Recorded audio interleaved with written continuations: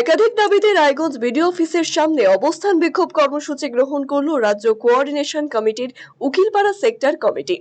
এই কর্মসূচিতে নেতৃত্ব দেন সংগঠনের জেলা সম্পাদক আশিস কর।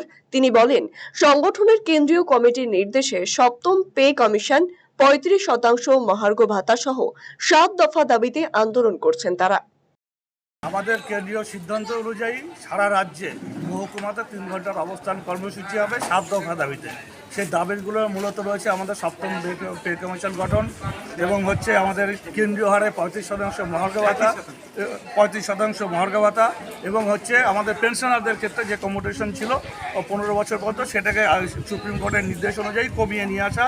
বিভাজনের রাজনীতি সাম্প্রদায়িক বা যে বাতাবরণ আমাদের পশ্চিমবঙ্গে ছিল সেটাকে ফিরিয়ে নিয়ে আসা, এই দাবিগুলো আমাদের এবং প্রশাসনে আমাদের যে প্রতিহিংসামূলক যেভাবে বদলিগুলো করা হয়েছে তাদের পুনঃস্থানে তাদেরকে ফিরিয়ে নিয়ে আসা, এই দাবি সহ আমাদের স্থানীয় 2টি দাবি, এই 7 দফা দাবি এখানে রয়েছে কেন্দ্রীয়গতভাবে। রায়গঞ্জবাসীদের জন্য সুখবর, যারা দীর্ঘদিন ধরে পেটের সমস্যায় ভুগছেন তাদের জন্য রায়গঞ্জ দিশারিতে আসছেন ব্যাঙ্গালোরের প্রখ্যাত গ্যাস্ট্রোএন্টারোলজিস্ট ডাক্তার ইরশাদ আলী, এইচএমডি, ডিএনবি। এখন থেকে প্রতি মাসে নির্দিষ্ট দিনে ডাক্তারবাবুকে দেখাতে আজই যোগাযোগ করুন দিশারি হেলথ কেয়ার উকিলপাড়া রায়গঞ্জ শাখায়। যোগাযোগ করুন 7477785509 এই নম্বরে এবং 7477785512 এই নম্বরে।